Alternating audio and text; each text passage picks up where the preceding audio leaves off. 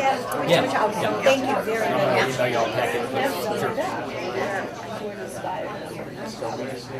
Okay.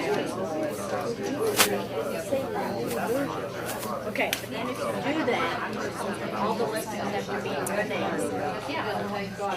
And you have to get, and you have to get audit credit.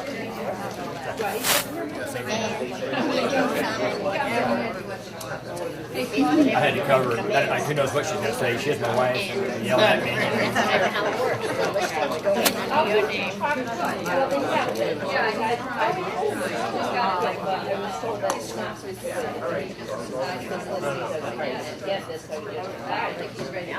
Everybody about ready? Okay, I'll be up next Tuesday.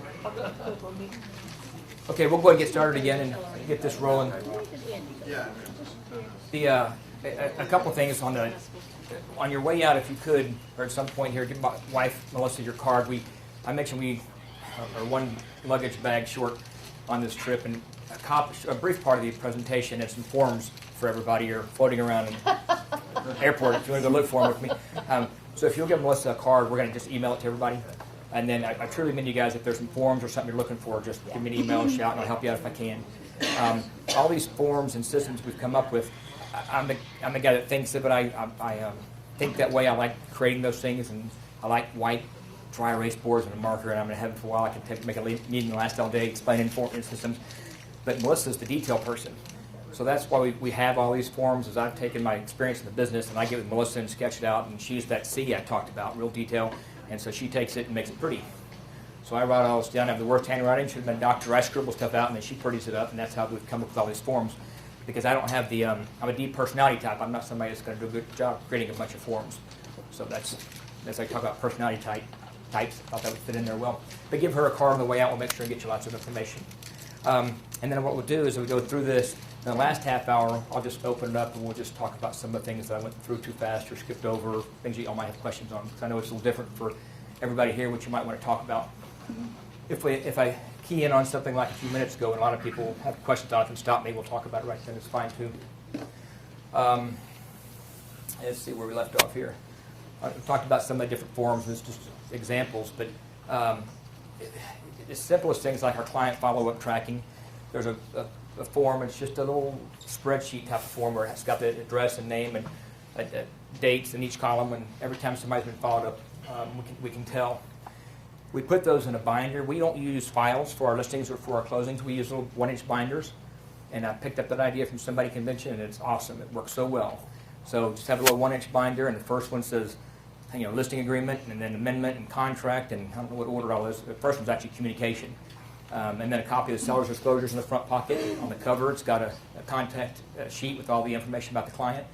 And they're on a bookshelf, and so buyer's agents or anybody, they need a property, they're all on a bookshelf. And we put a green sticker when they're under contract pending, and we put a yellow when it's contract pending, and I don't even know what colors it is now, but red when it's, we have option periods, yellow, option, red, contract pending. And then once we get a contract on it, we take it off the shelf and put it in the contract agent's office so buyer's agent can't actually see the contract.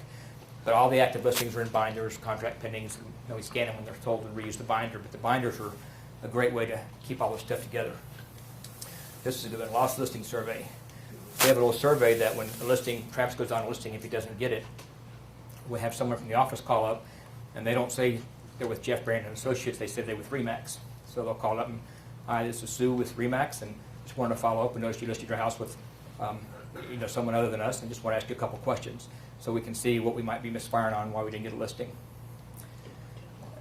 The listing part of it, every agent's in a competitive market, right? We're all in very competitive markets.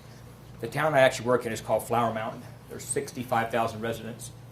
There's 2,000 agents. 65,000 residents, 2,000 agents. In 06, the number one, 05, the number one Keller Williams, the number 3 Keller Williams, and the number 7 Keller Williams agents in the world were in Flower Mountain, Texas. And then we had the number one team for RE/MAX in North Texas. They were for the world. Ours was for our area, all in Flower Mountain, Texas. Common for our market, my biggest competitor, if he goes on an appointment and you're buying and selling, then the house, there's usually not a charge for listing the house, and then you get a point back when you buy. I mentioned one of my competitors mails out a lot of his postcards, and his postcards have a big zero on there, 0% commission. So we're competitive in the commission part. I think it's kind of the industry we're in, and that's okay as long as it works out. But a lot of times it doesn't. When it gets too cheap, we won't do it. We can't be profitable. I'm going to come back to that because I want to talk about kind of what you make per hour and when do you hire people and how much to pay them. But talking about the lost listing survey, when you lose a listing and it's because the other person did it for free, it's like, well, we're not in a position to buy market share. So those are okay, but you need to know why you lost them. Contract checks list things that maybe we all hate, but you got to do.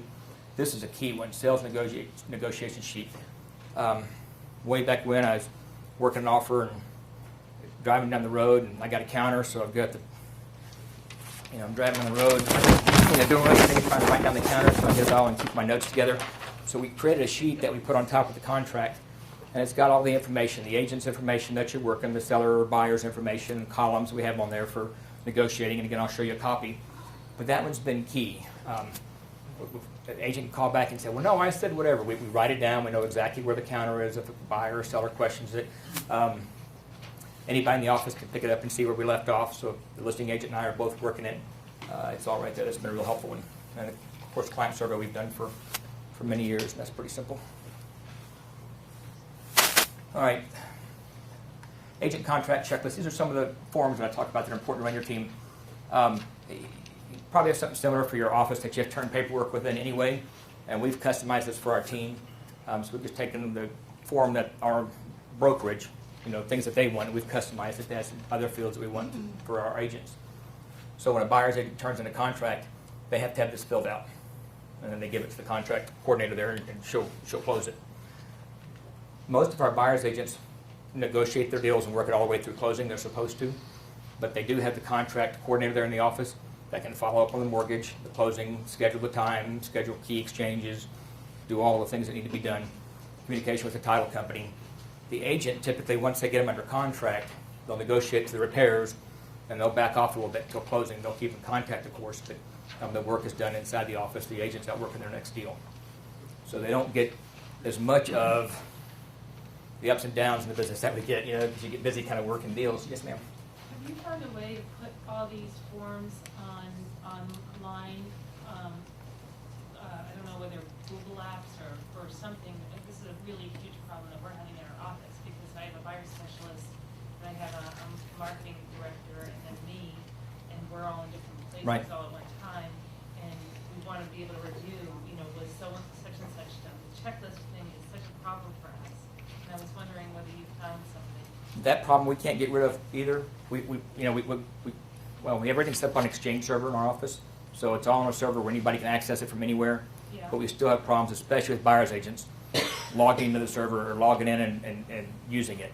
I mentioned our CRM, our database. You have to make the buyer's agents use it.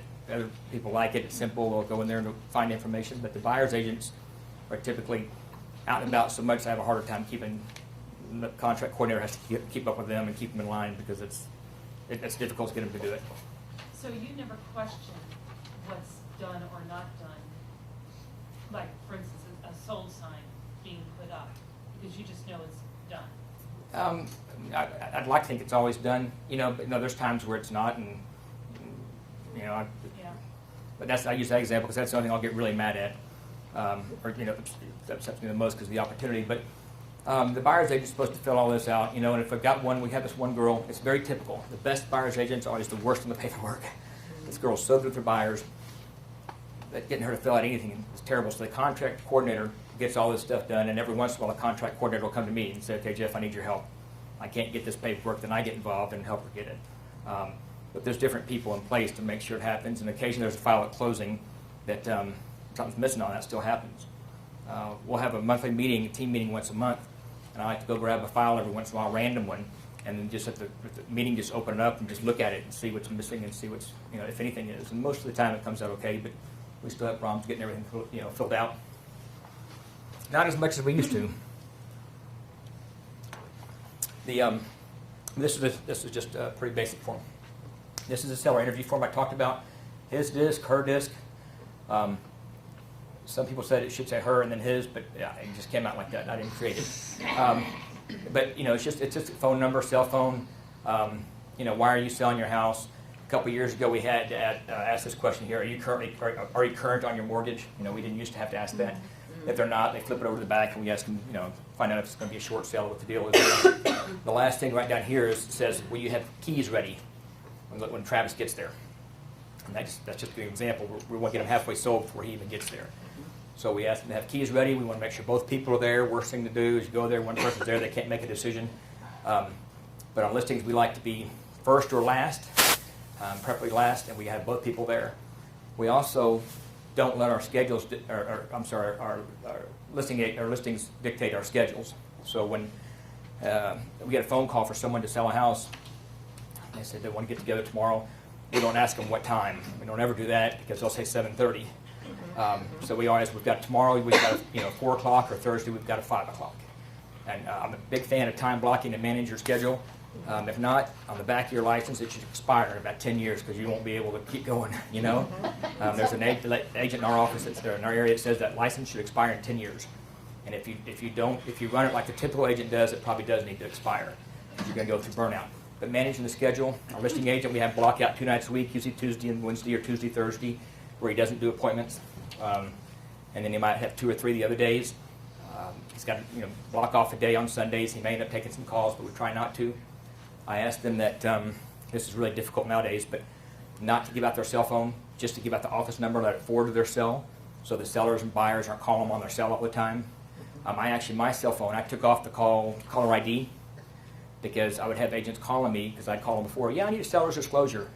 Yeah, can I get that from the office? Or it's online, or just ask some of the little questions. And I mentioned I had to have my voicemail changed to hold 50 messages because I wasn't systemized yet. So I took caller ID off my phone. I only gave out my office phone. I forwarded it to my cell, and then when I didn't want to take calls, the message would be left there at the office. So I could manage it.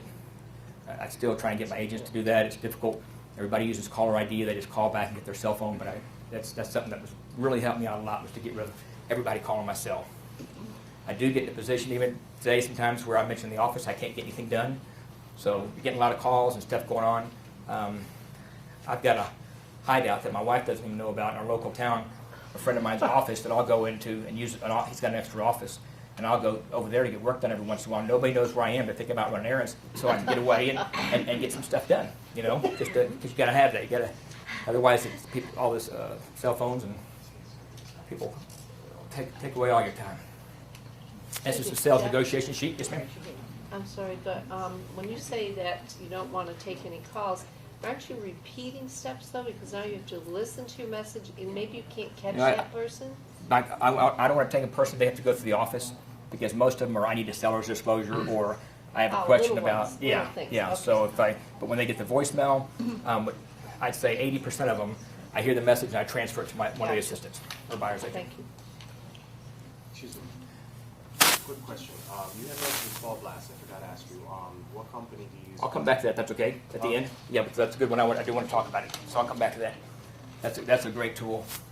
Sales negotiation sheet. This is what I talked about when I was driving, and so now I've always got the property information. I've always got the contact phone numbers, the other agent's information, and everything.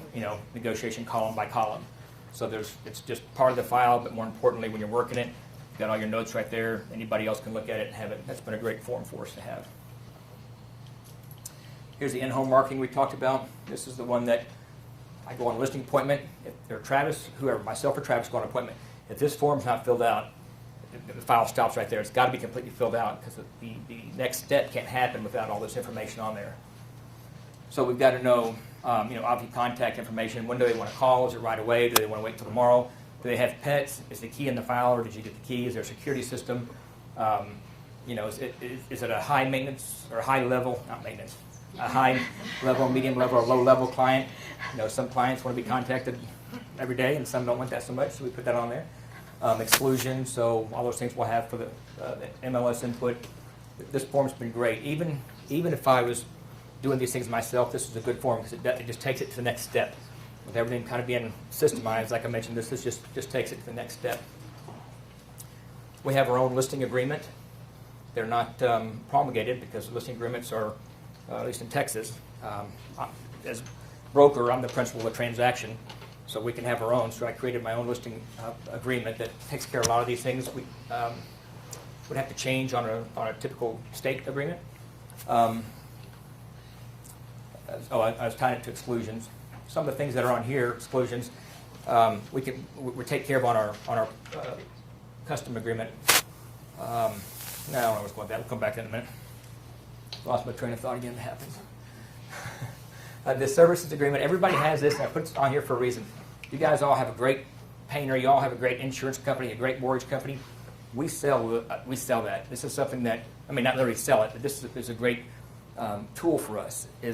I'll tell us, a seller or a buyer, need a plumber. You ever pick up the phone book, try and find a plumber. Insurance, I'll give them examples. You could be charging, some prices are 100% different in price, literally. It's 100% more for the same insurance. AC, whatever it is, all your vendors, we keep a nice updated list.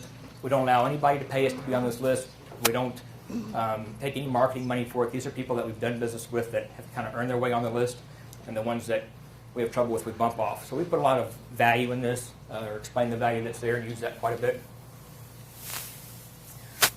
So go back into taking those forms or systems that we've talked about and just running it like a business. And this is where you guys are with your team. You're not new in the business, except for this gentleman. I don't know if anybody else is 6 months is still new. If anybody else is new, but you're still at the point to where you talk about goals. Hard thing. I've never been real good at the goals. I mean, I try and do my business plan. I usually get business plan put together and a marketing plan for the year. Goals I'll put together. They're hard to keep up with. So I call them different things, or use them different ways. One guy told me consider them promises, make promises instead of goals, you'll keep them. I'm trying that. I broke a few promises recently, but it's difficult, but I do know that when I put it on paper and track it, I have better results. I have one sheet that I carry with me. I wish I'd brought it. It's an Excel sheet, and I can tell you since in the year 2000, up to today, so for 10 years, I can tell you how many listing appointments I had in May of 2000. I can tell you how many I won. I can tell you what our buyer volume was, our seller volume, and our net profit on one sheet. It's 10 years of data on one. It's just easy to do. I just update it once a month. I've got it there, and by having it on paper, it just makes a difference. We've got a board in our office that has last year's closings for each month. So if April was 27, this April it's not going to be 27. I mean, they just go, oh man! I mean, they feel it. If you don't have it up there, they don't know if 5's good. They don't know the difference. So we put it up there, post it for them, make your goals, share them with the team.